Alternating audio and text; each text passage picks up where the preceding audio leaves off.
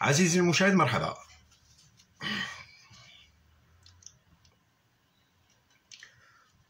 العزة والكرامة للشعب الجزائري الحر اللي غادي على الطريق حتى يوصل الهدف ديالو، وهو الحرية الحقيقية، حرية الشعوب، حرية الأفراد.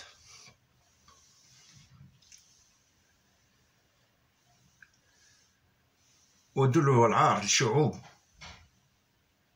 اللي عايشه في الذل، ومن بينهم شعب زريبه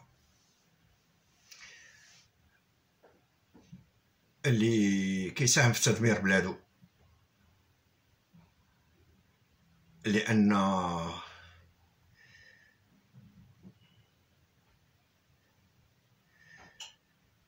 كما قال اينشتاين، البير اينشتاين، قالك العالم ما كيدمروش دوك الناس اللي كيديروا الشر، كيدمروا دوك الناس اللي كيتفرجوا كيشوفوا اللي كيشوفوا هذوك الناس كيديروا الشر وما كيديروا والو، ما كيتصرفوش وما كيتحركوش.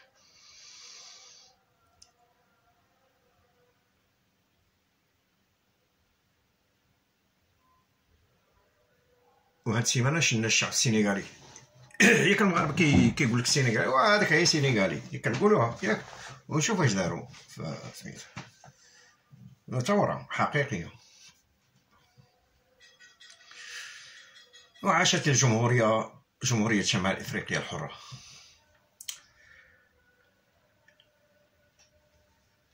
وتسقط الهلاكيه العلويه، ملكية العبيد، العلوية العبيد. وتسقط ملكة مولاة الخلخال، الإرهابي الظالم، مول القرعة الملكية.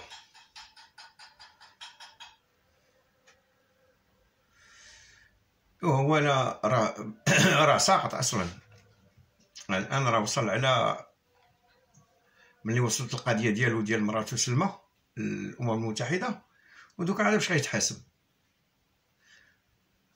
حيت سلمى راه ماشي هي فلان ولا فلان. وهذوك الناس تعرفوا هاد المسائل، هذوك الناس الاوروبيين ماشي حنا، تعرفوا حنا دازو من عندهم بحال هاد النوع هذا ديال هاد الهالك، هاد مولاة الخلخال. داز عندهم نيرون راه قتل مرتو ومو، مازال هذا قتل غير مو قتل غير مرتو. اما مو اش عليها قصر في شامونيكس، راه في قصر دابا في شامونيكس في فرنسا، بحال البلاصه كيلعبوا ليه كيديروا فيها داكشي ديال السكي وداكشي. قصر ب 80 مليون اورو. شتي كيفاش الفلوس ديال المغاربه فين كتمشي. ولا بغيتي تمشي عندها ما كانش طريق، هليكوبتر صافي. ملي كتجي كتبغي تمشي ليه هليكوبتر صافي مقلص فوق واحد الجبل. حتى الرئيس ديال سويسرا ديال فرنسا ما عندوش. وولدو هاد السيمانه مشى كرا طياره، عنده طياره وكرا طياره دوك لي رياكسيون دوك الغاليين، كرا ب 30 مليون داتو لسويسرا ورجع.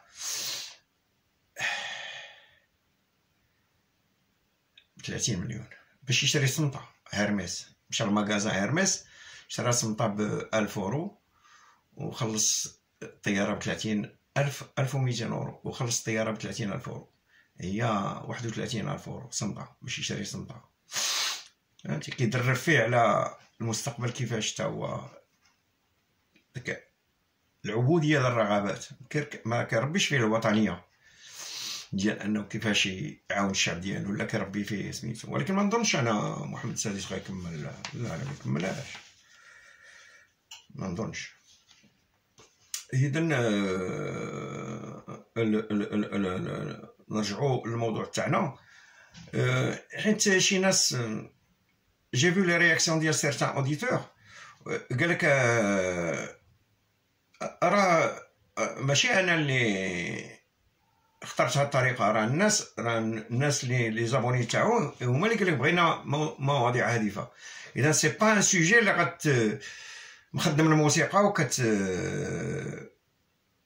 وكتصنت ليه. ماشي موضوع اللي غادي في الطوموبيل وكتسارى، ماشي موضوع اللي جالس مع صاحبتك مثلا كتهضر انت وياها وكتصنت ليه في سميتو. لا، راه قلت لك راه غتشد ستيلو ورقه وكتنوطي تي بون نوت وكتراجع كتقلب كتراجع. المهم هضرنا على المسائل ودخلنا لديك لو كومون ديراج باش نفهموا الحتميه شنو هما لي زامبليكاسيون ديال الحتميه. ومشينا في البروميير سوجي هو لو طون، عامل لو طون، وهضرنا عليه. ولكن على حسب لي رياكسيون بزاف تاع الناس ظنيت بانهم ما فهموش اش بغيت نقصد بلو طون. علاش دخلناه في الحتميه؟ حيت لو طون داخل في كلشي. يعني ملي البير اينشتاين دخل الحتميه، دخل لو طون، دخلو ما كانش لو طون كيدخل في دوك لي روبير، كارتيزيان. دوك لي روبير كانت بحال دابا كانت غير لا تروازيام ديمونسيون، اكس ايغريك زد، دوك لي ديال لو روبير اكس ايغريك زد. اي بوين سينيماتيك انت براسك الا بغينا نديفينيوك كنديفينيوك باكس ايغريك زد، يعني غير الزمن غير المكان. دخل هو لا كاتريام ديمونسيون لو طون. سي تري امبورطون سكي لا في. ولكن اللي ما شرحوش العلماء هو واحد المساله، وهي ان لو طون راه كيصنعوا الحدث. اللي كيتصور بان لو طون جاي وهو اللي كيصنع الاحداث راه ما فاهمش. غنعطيك لا بروف. بحال دابا مثلا كتهضر على شي حكايه كيقول لك امتى وقعت؟ عام البون. امتى وقعت هذه المساله؟ عام البون. امتى تزاد النبي محمد؟ 3 سنين قبل عام الفيل او عام الفيل. امتى تزاد فلان؟ 3 سنين قبل عام الفيل. الفلان 4 سنين مورا عام الفيل. انا نعطيك مثال. aujourd'hui nous sommes quel jour? nous sommes le 13 le 12 je ne sais pas. le 13 حنا le 13 mars 2021. ça veut dire quoi? ça veut dire quoi ملي كنقول نعطيك هاد لا؟ ça veut dire بان راه دازت 2021 عام و3 شهور و12 يوم على ولادة المسيح. اذا شكون اللي كيحدد الاخر؟ راه ماشي الزمن كيحدد الحدث كيحدد الزمن. حيت كنا نهار خلقنا النهار الاول لي جور سو ريسومبل، كاع الايام تتشابه، ما كيوقع حتى ايفينمون، ما كتوقع لا ثوره لا حرب لا حدث لا كاتاستروفيك ديال الطبيعه لا حتى حاجه. ما نقدروش نحددوا الزمن، ما نقدروش نديروا ان بوين ديبار ديال الزمن. بحال الزمن كيولي يدور غير في دون ان في هذا دائري في شكل دائري، ولكن بويسكو كيوقعوا الاحداث اما راه كيمشي في خط مستقيم، يا اما راه كيمشي في واحد لو سيستيم او ميم طون كيدور ولكن ايبيسيكلويدال، يعني بحال الرسور تيدور ولكن او ميم طون تيطلع. علاش خاصنا نحلفوا هذه المساله نفهموها؟ لان الاحداث هي التي تصنع التاريخ. كما هيجل قال لك بان لا ريزون يونيفرسيل كتكون هي اللي مصوبه التاريخ. لا ريزون يونيفرسيل، الوعي العالمي هو اللي كيصنع التاريخ. اذا من هنا غنعرفوا بان الحدث هو اللي كيصنع التاريخ، الحدث كيصنع التاريخ.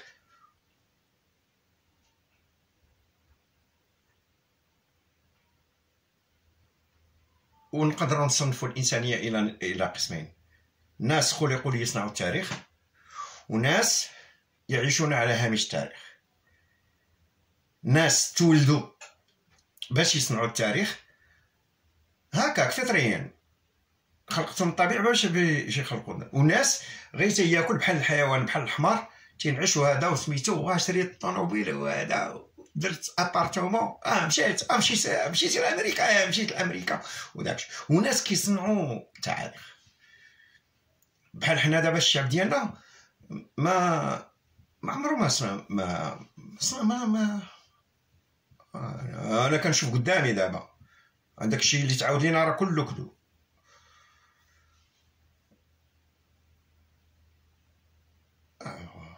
هو دابا واحد داخل البلاد كيقول لك انا ماشي شغلي، داخل البلاد كيشوف تحطيم ديال البلاد، تحطيم ديال البشر، تحطيم ديال كلشي. عندنا يلا دوك الناس مساكن اللي واحد محبوسين محسوبين على رؤوس الاصابع وداكشي. والانسان اللي دار باش يغير تصنع التاريخ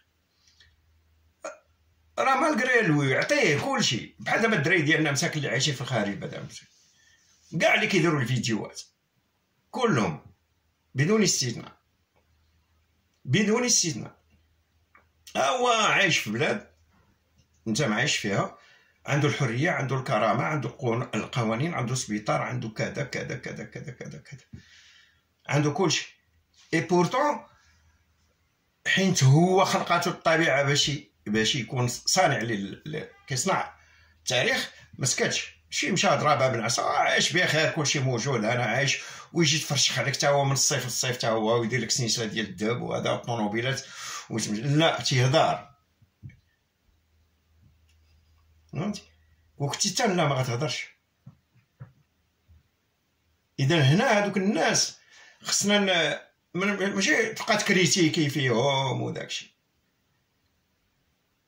هادوك راه ما وصلتيش ليهم. علاش؟ انا واحد ملي كان كيسجل ليا الاخ فصحى كنت قلت واحد المساله ديال ان في مساله الحريه حنا والحيوان ولوبجي الشيء ماشي. الطوموبيله كتخرج باش تبقى طوموبيله طول حياتها، الحجره او لا طابله كتصوب باش تبقى طابله طول حياتها. الانسان اللي كيخرج حيوان يعني كياكل وكيشرب وكينعس، ولكن ان سيرتان مومون خصو يعاب نفسه. ملي كيوعاب نفسه كيولي انسان. الا ما وعاش بنفسه كيبقى غادي حيوان. ها الماكله والشراب والطواليت والعيالات وصافي وداكشي، ماشي انسان. اذا خصو يعاب نفسه.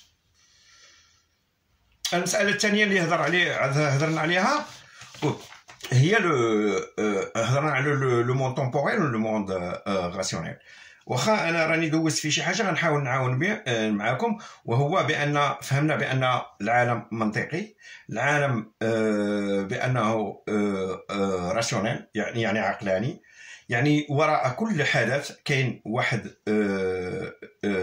شي حاجه سميتها لا لوجيك، وبان لا لوجيك مرتبطه بالعقلانيه. يعني منطق، يعني اي حاجه بغيتي تفسرها عقلانيا، اي حاجه عقلانيه بغيتي تفسرها خاصها المنطق. والمنطق علم تيتدرس. وقلت لكم بان الاساليب اللي كانت كتستعمل لاندكسيون داكشي ديال لاندكسيون لا ديدكسيون، لانتروسبكسيون ولا ريتروسبكسيون، دوكا راه تجاوزت واصبحت سميتو اصبحت فيها فينومينولوجي. الوغ باش نقولوا بان واحد المساله راه غير منطقيه صافي دير بانها ما تفهماتش. باش تعرف انا غنوريك بانك انت دابا راه عايش في 2021 ومتخلف على ناس كانوا هذه 1500 سنه كانوا كيعرفوا شنو هي الحتميه. الناس بحالك لا راس ديالك عرب، المهم عرب كانوا كيعرفوا شنو هي الحتميه. انت في 2021 وما عندكش المنطق في دماغك. وكثر من هادشي غنعطيك بانه غيوريك باش اشنو لابسود، لان قلنا بان الا شات شي حاجه وقع ان ايفينمون وهذاك ليفينمون ما كيخضعش للمنطق راه الى ابسورد باينه. قلتها لكم ديك السيمانه. انا غنقول لك في عهد العباسيين واحد سميتو هذاك شاعر داك ابو نواس. ابو نواس شنو قال لك؟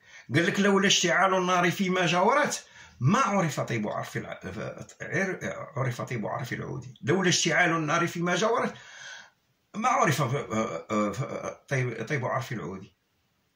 هذه كتدلك بان هذوك الناس كانوا واعين باشنا هي السببيه، العله والمعلول. اي حاجه عندها سبب. انت في 21 وتيقول لك بنادم جيعان سميتو ما لاقي ما ياكل، ربي اللي بغى ليه مكتب لي داكشي. بنادم ما قراش، ربي اللي مكتب لي داكشي. محمد سادس كيخوش في البلاد، ربي اللي مسلط علينا داكشي. وانت في القرن 21 وهذا ديك الساعه قال لك لولا اشتعال النار فيهم. هذه راهي لا باز ديال السببيه. قال شي حاجه كثر منها، غيعطيك شي حاجه غير في لابسورد، غيوريك اشنا هو لابسورد بطريقه فنيه. غيقول لك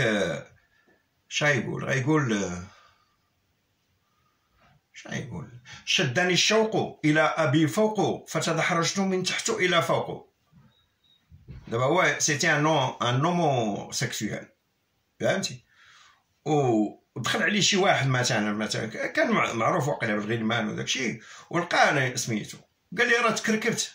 كان شي واحد شي حاجه كتكركب من تحت للفوق. باش تعرف انهم كانوا ناس فاهمين شنو هي الحتميه وشنو هي لا حتميه. حتى الحتميه فسرها لك. بون ودزنا وقلنا بان لي في بان النتيجه كتكون في السبب، وبان السبب يغلف النتيجه. بمعنى ان اي نتيجه كنعرفوها مسبقا. ولدك عطيها غير اللعب وداكشي امبوسيبل ينجح. اي حاجه كتلعب كره وما كترينيش ما تو فا با ريوسي. اي حاجه الا كنتي عارف، الا كان عندك السبب كتكون عارف النتيجه مسبقا. دونك هنا كتبان لك الانتيليجونس شنو هي انتيسيبي هي كتستابق. اوليو باش توصل للسوق ديال ولدك كتسبق، كتدير ليه جميع توت لي كونديسيون، جميع الشروط باش سميتو. بغيتي دير اون بون ايكيب دو فوتبال كتستوفي جميع الشروط. بغيتي تبني بلاد كدير لها جميع المقومات. كتجيب رجال، ما كتجيبش الرعاوين. شتي كيفاش ولاو بحال القروده هذوك حزب النادره، بحال القروده دابا ولاو قروده. والغريب انهم يعني نورمالمون كون كانت عندهم شويه الحشمه شويه الحياء قودوها اسكتوا. عرفتي واش ولاو باغيين يزيدوا يطولوا لك التمثيليه. بداو ديك السينما لا تجميد العضويه كذا من ما كيحشموش والله. حب الناس مساكن صافي كرهوا كلشي، كرهوهم حتى هذوك الناس مساكن اللي كانوا كيتيقوا شويه بالدين كرهوا الدين. ولكن راه حيت هذيك هي الحقيقه ديالهم. على الدين اش كيقول لك؟ هما كانوا كيقولوا علينا من المؤمنين رجال صدقوا ما عاهدوا الله عليه فمنهم من قضى نحبه ومنهم من ينتظر ومبدلوا بتبديلا. هما صادقوا الله على انهم غادي يخوشفوا البلاد وغيدبروا على راسهم واللي بغى يوقع. اذا ما كانوش كيكذبوا، هذاك هو الدين ديالهم. الوغ اذا هنا غندوزو لواحد المساله سميتو بان الا وقعت شي حاجه كندهشوا. علاش كندهشوا؟ لان ما فهمناهاش. اذا الفهم هو اللي ما كيخليناش ندهشوا. اذا اي حاجه تخلقت دارت في هذا الكون عندها سبب، غير حنا ملي ما كنفهموش كندهشوا. اذا راه هناك فرق ما بين انك ما تفهمش وتقول ما كاينش. الانسان الجاهل كيقول لك لا ما كاين حتى شي سبب لهذا الشيء، وقعت وصاب. وواحد سي ان اكسيدون، وواحد كيقول لك لا راه كاين السبب، غير قلب عليه. اذا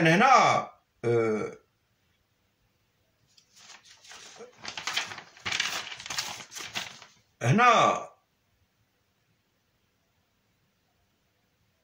ملي كتفهم واحد الحاجه، ملي كتفهمها وكتلقى المنطق ديال واحد الحاجه مثلا واحد الحاجه وقعت وفهمتي السبب اللي خلاته توقع، هذيك هي الانتيليجنس. والانتيليجنس هي انك تولي كتستابق الاحداث ديال اي حاجه. الذكي، الانسان الذكي كيستابق الاحداث ديال اي حاجه، سواء في الدراسه سواء في العمل سواء في اي حاجه. الوغ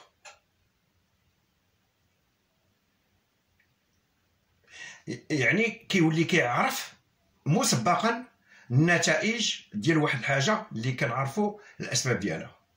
هذه كتسمى الذكاء. لا يعني كتولي كتفهم هذيك السلسله ديال كوزيفي ديال العله والمعلول باش تقدر تستابقهم. بحال دابا الانسان في مثلا الحاكم او في الحكومه او حتى المعلم. حنا المعلمين راه كنديروا هذه المسائل، كنديروا مثلا كنبريباريو شي حاجه. ملي كتبريباري كتستابق المسائل.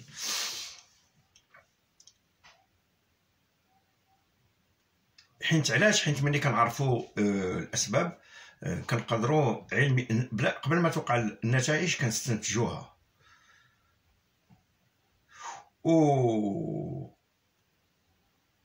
ومن اختصاص الانسان انه سيطوني هي كيندهش سيطوني من النتائج اللي كيعرف من النتائج اللي كيعرف الاسباب ديالها. اي حاجه درتيها، اي حاجه دار الانسان وكيشوف مثلا النتائج ديالها كيسيطون كيندهش. كنديروا علاش؟ كدير براسك بحال ما فهمتيش. عطيتكم ليكزومبل ديال هذاك الدري مثلا كيجي عندك سقط، فهمتي، وكنقول له سي نورمال اولدي راه ما كنتيش كتبريباري. هادي الور بحال سي اون وعكس الانتيليجنس شنو هو؟ اجير بيتمون، سي اجير سون افوار انتيسيبي لي زيفي دو نوتر اكسيون. يعني التصرف ببلده هي ان كنديروا شي حاجه بلا ما نحسبوا العواقب ديالها. انا نعطيك اكزومبل. خونا هذاك السيد اللي في الامريكان، هذيك الحركه اللي دار بليده. علاش؟ عارف بانك قلتي هضره ومن حقك تقولها والقانون كيحميك، ولكن مول القرعه ما كيعرفش قانون. انت عارفوا بانه ما كيعرفش قانون، بانه كيتحدى كل شيء، العالم كله. مرتها انت سمعتيه قتلها وناس كلهم معتقلين راه على الراي. انا مال الزفزافي شنو قال؟ الزفزافي ما طالبش حتى بالحريه ديالو. الزفزافي ما طالبش حتى بالحريه ديالو، حيت كون الزفزافي طالبوا بالحريه غايقول لي يسقط النظام، ما عرفش يدير ليه. طالبوا غير بالحاجيات. فوالا. الوغ من النتائج ديال الحتميه هو ان ما خص الانسان اللي دارس الحتميه ما خصوش يتعجب، ما خصوش يندهش، ما خصوش يتعجب من داكشي اللي كيوقع. المغرب محتل الرتبه 123، دونك راه شي محسوب، سي نورمال. مالك كيسرق وتيدير حتى حاجه، الشعب الفلوس اللي سميتو اللي كتجي داكشي اللي كيتنتج كيهزو كيدي. وباش نكونوا مضبوطين بان ما نديهاش، راه هو واحد ردة فعل انسانيه عفويه qui demande à être dépassé par la compréhension. ملي كيدير الانسان صافي دير ما فهمش، لان في غالب الاحيان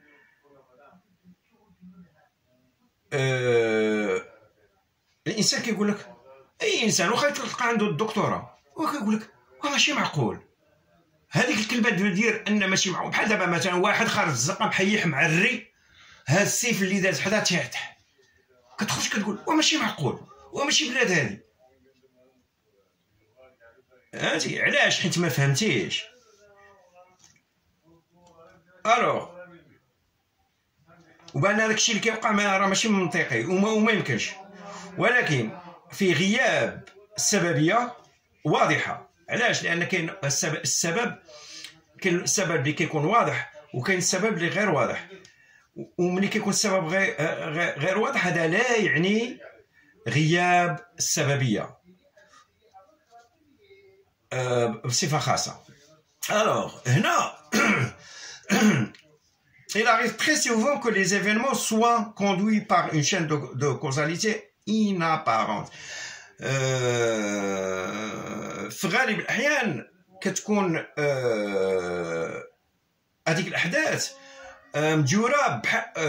مديورة بواحد السببية ما بيناش. بحال داكشي بحال دابا السياسة، كاين شي حوايج انت ما كتفهمهمش. بحال دابا علاش البلاد ديما فيها الدين كريدي؟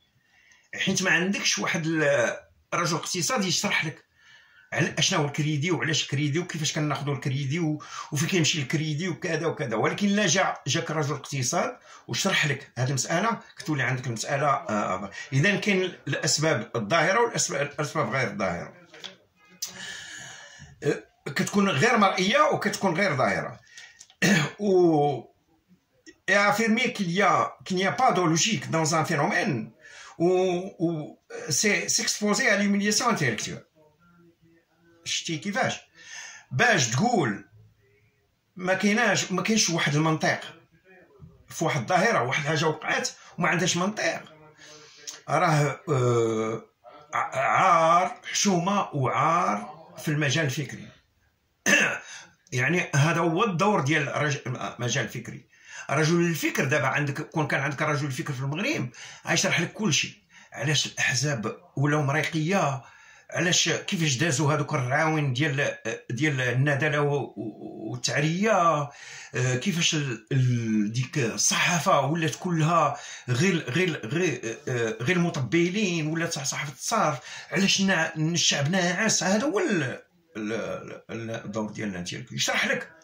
يشرحوا لينا، حنا راه ما فهمناش، راه ولا كيضحك علينا العالم كله وما فهمناش. فهمتي؟ الوغ لوسكو سيت هذا ملي كيقول لي هذا المنطق كيولي مفهوم.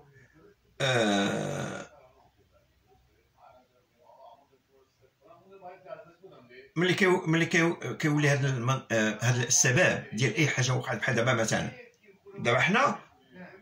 دابا حنا الشعب ناعس، كلشي الشعب ناعس. الصحافه باركه كتضرب مع راسها في الكامله، الاحزاب، الجمعيات كيديروا لك السينما، تيديروا لك داك كومون ديراج هذاك النضال الوهمي، وراه ما كيناضل ما والو، هو راه خدام مع النظام كلهم وداكشي. ولكن نهار غيبان عندنا مفكر يشرح لينا علميا داكشي، هذاك التعجب ديالنا غيكون واضح. غادي التعجب ديالنا ما غيحيدش، غيتحيد بحال هذا. الوغ ماشي حيت ما فهمناش المنطق اذا بان هذا المنطق ما كاينش.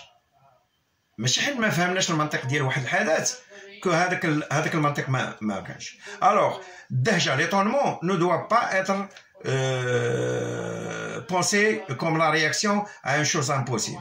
الدهشه ماشي هي واحد ردة فعل ديال واحد الحاجه غير ممكنه، بحال كندهشوا بحال كنقولوا بان هذيك الحاجه راه ما يمكنش، راه ما عندهاش اسباب. فهمتي؟ الوغ الدهشه هي لو بريالابل دو لا كومبريونسيون، هي كتسبق الفهم. انت كانسان من حقك تدهش، العبد هو اللي ما كيندهش، ولكن من حقك تندهش، ولكن على اساس انك كتندهش باش تفهم، باش تقلب على الفهم. الوغ لو بريالابل او ديفوالمون دو لا شين دو كوزاليتي، يعني كتكون سابقه، الدهشه كتكون سابقه باش نعريو سميتها سلسله السببيه. وهذا الشيء اللي قال ارسطوطل، قال لك بان كون ديفينيسي ملي بغى كون ديفينيسي لا فيلسوف، ملي بغى يوصف لهم الفلسفه، شنو قال لك بان الفلسفه هي بنت الدهشه، سي لا في دو ليطونمون.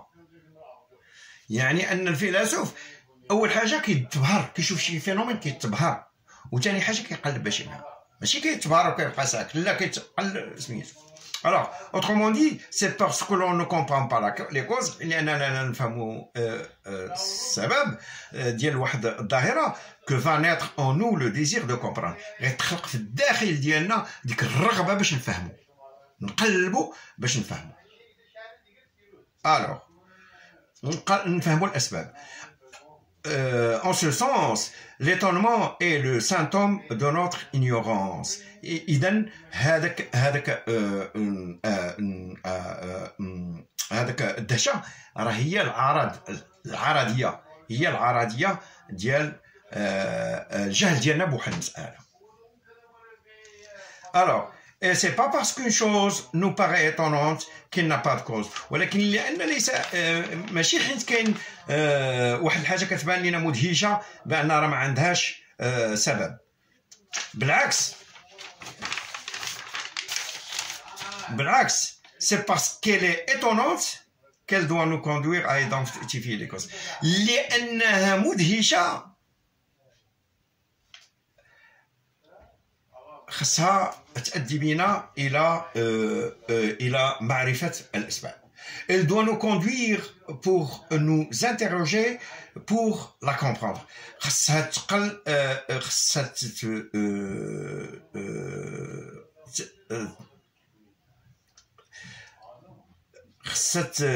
دينا باش نفهموا هذه المسألة.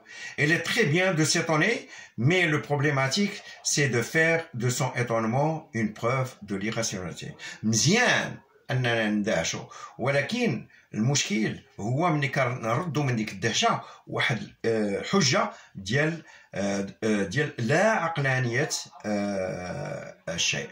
بمعنى أن هذا ماشي حيت كندهشوا ان صافي هذيك المساله راه ما عندهاش واحد الاسباب، ما عندهاش واحد لاشين دو كوزاليتي. فهمتي؟ بحال دابا مثلا ملي كنشوفوا الدراري الصغار في الزنقه، مثلا ناعسين في الزنقه عنده 6 سنين، وكتقول لي فين والديك؟ كيقول لك هو راه في الناظور، كيقول لك 6 سنين، وكيقول لك راه والديا كاينين مثلا في قيب صالح ولا بني ملال. كتقول لي اش كدير؟ انا باغي نحرق. Ça veut pas dire بأن راه المسألة غير منطقية، هي راه غير منطقية، راه كدهجوا، ولكن راه عندها منطق. يعني أن الأسرة تخربت، يعني الدري ولا كيبان ليه هو راه كبر قبل الوقت ديالو، ولا كيفكر أنه يحرق. فهمتي؟ Une preuve de l'irrationalité des choses. Affirmer qu'une chose est irrationnelle n'est pas la preuve de l'irrationalité de la chose. ملي كتثبت بأن واحد الحاجة غير عقلانية، راه ما كتعنيش بان هذيك كتثبت بان واحد الحاجه غير عقلانيه، راه ماشي هي انك تثبت عدم عقلانيه شيء. Alors, affirmer qu'une chose est irrationnelle, c'est la preuve de notre orgueil. ملي كتقول تشوف واحد المنظر وكتقول بانه غير عقلاني، هذا اثبات على انك اناني. غنعطيك واحد المثال، واحد خينا جا عند صاحبو وفلان ترى ما فهمش واحد المسألة. قال له شنو؟ قال له مرتي راه ولدات. قال له مزيان. قال له راه يلاه تزوجت بها هذه 6 شهور. ويقول له ظرف صاحبو قال له كيفاش؟ قال لي ما عرفتش والله ما فهمت. قال له لا بلاتي نفهمك. قال له واحد صياد مشى يصيد كسيد الحمام، جبد بانت لي حمامه شد الزويجه نيش هكا قبل ما يتيري طاحت. ويقول لي صاحبو قال له صاحبو راه باينه. قال له كيفاش؟ قال له ضربها شي واحد قبل منه. قال لي هذيك اللي في السما فهمتيها وهذه اللي في الارض ما فهمتيهاش. شنو اللي ما كيخليناش نفهموا هذه المساله؟ هو لورغاي. ولدي سقط وداكشي. وراه كون نورمالمون فكرتي غتقول سي نورمال ولدي يسقط وخاصو يسقط، ما يدوش لا كلاس سوبيريور هو ما قراش العام كامل. Alors, beaucoup de personnes n'affirment que les choses irrationnelles du simple fait de leur étonnement. كيقول لك بان المساله منطقيه. علاش؟ لانه هو بحال دهش، جاتو الدهشه. وهذه المساله وقعت هنا غتعرف بان وقعت لا ميكانيك كوانتيك. الدراري اللي كيعرفوا لا ميكانيك كوانتيك هو انهم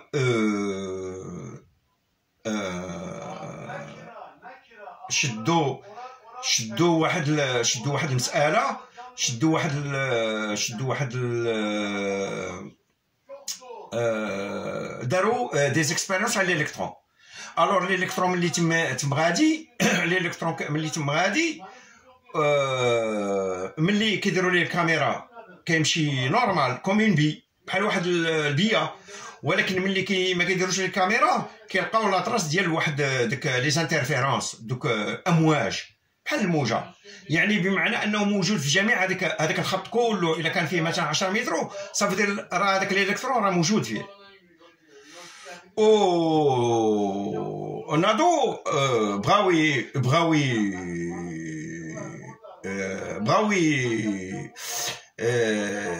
يزيدوا اعمق في التجربه، شدوا نفس الالكترون قسموه على جوج. ملي لاحوهم واحد داروا ليه الكاميرا وواحد ما داروش الكاميرا. هذاك اللي داروا ليه الكاميرا، هذاك اللي ما داروش الكاميرا جا عند الاخر اللي داروا ليه الكاميرا وقال ليه فلان، قال ليه قال ليه راه دايرين لك الكاميرا، خصنا نمشيو بجوج كومين سفاخ بحال النقطه، ما تمشيش بطريقه تموجيه. اش وقع؟ داك هيزنبرغ هنا كتبان لك بان حتى العلماء يقدروا يخطئوا. قال لك ما بقاش كيامن بالحتميه، كاع نهائيا. ما بقاش كيامن بالحتميه. من الناس اللي ما كيامنش هو عالم كاع ما كيامنش بالحتميه، ولكن امتى غادي يخطا؟ هو ملي غيلقاو الاسباب. العلم غيوصل للاسباب لان كاينين اسباب، غير حنا باقي ما وصلناش ليها. Alors, et diront, je ne comprends pas, ça n'a pas de sens. Je ne comprends pas, donc ce n'est pas logique. يعني الناس كيبقاو يقولوا بان راه ماشي منطقي وما سميتو، هو في الحقيقه غير ما فهمش. Je ne comprends pas, donc ce n'est pas possible. Et ce qu'il faut entendre dans ces affirmations, c'est ce qui possède des affirmations. Je ne comprends pas, car c'est à l'origine de l'étonnement. Ce ne sont pas les choses, c'est notre incapacité à comprendre les choses qui arrivent, c'est notre incapacité à les inscrire dans une chaîne de causalité rationnelle. إذا ملي كيقول لك الإنسان ما فهمش أو لا ماشي معقولة أو ماشي لوجيك أو سي انسونسي، راه سافيدير هو عدم القدرة على الفهم. سي نوتر انكاباسيتي. هاد الحتميه دخلت لك فيها الاولى لا نيسيسيتي، دخلت فيها لو راسيونيل لو تومبوريل، هي دخلت لك دابا الانكاباسيتي. حنا اولاد الشعب نورمالمون هادوك الناس اللي قراو بزاف وقراو في كيقراو في برينستون وقراو في برينستون بحال دوك الناس الكبار ما فهمونا والو، بحال جابري وداكشي كان كيهضر في واحد العالم ماشي ديالنا، ما كان سميتو ماشي كيهضر لك على الواقع ديالك. علاش انت متخلف وقريب عندك 13 كيلومتر على اوروبا ومتخلف؟ ما قالها، ما فسرهاش لينا. علاش عندك ارض فيها كاع الموارد الطبيعيه وحتى الانسان المغربي الا شديتيه يولي الاج دو 20 يولي عالم. المغاربه الطبيعه ديالهم يولوا علماء، و بورطون حنا الاخرين في العالم، حنا العبيد في العالم كله ولا يضرب بينا المثال. هنا والله ما نكذب عليك في تركيا اي واحد هضرت معاه كيقول لي واش نتوما شعب ولا والو، وعمرو ما سافر، ما عمرو ما خرج من تركيا، عارف كيقول كيفاش نتوما حبيب بناتكم السياحه الجنسيه ما لاقين ما تاكلوا، كلشي عارف العالم كله فين ما مشيت.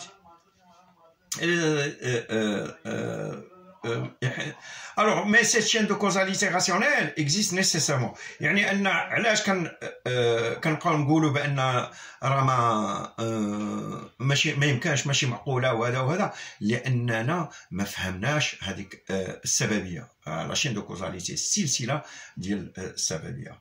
ولكن هذيك السلسلة راه كاينة، خصنا غير نقلبوا عليها. Alors, car si il n'existait pas, les choses ne pourraient pas arriver. حيت كون ما كانش هاد المسائل ما توقعش، المسائل ما توقعش.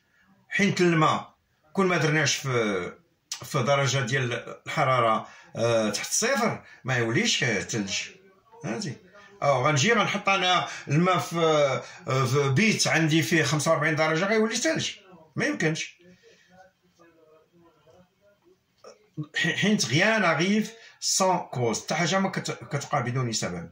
rien n'arrive qui ne soit pas rationnel، حتى حاجه ما كتوقع الا ما كانش عقلانيه.